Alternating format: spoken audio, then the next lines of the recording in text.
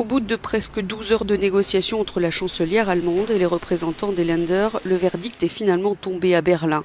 La plupart des magasins seront fermés, les offices religieux annulés le week-end de Pâques du 1er au 5 avril et les rassemblements, comme la restauration en plein air, seront interdits.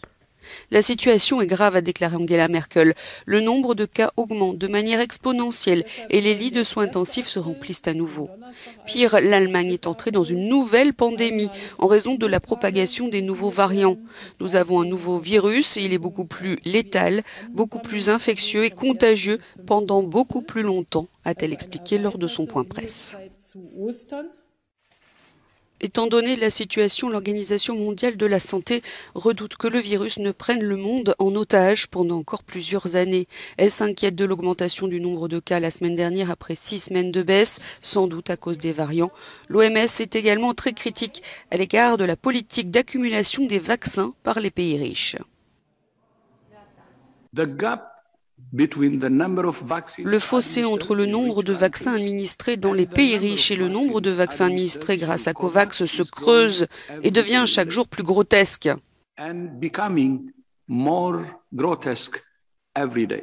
Les pays les plus pauvres du monde se demandent si les pays riches pensent vraiment ce qu'ils disent quand ils parlent de solidarité.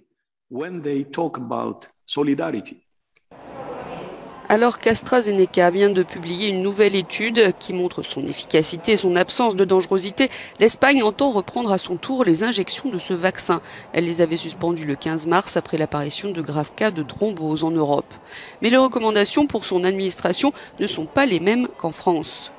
La ministre espagnole de la Santé, Carolina Darias, attend encore d'avoir les détails de cette nouvelle étude portant sur plus de 30 000 volontaires aux États-Unis, au Chili et au Pérou pour réévaluer le vaccin. Mais pour l'instant, AstraZeneca est recommandé pour tous les adultes de moins de 65 ans. Sur le plan des restrictions sanitaires, de nombreux Espagnols restent perplexes et s'indignent car les déplacements entre les régions sont interdits alors que les arrivées internationales par avion sont toujours autorisées.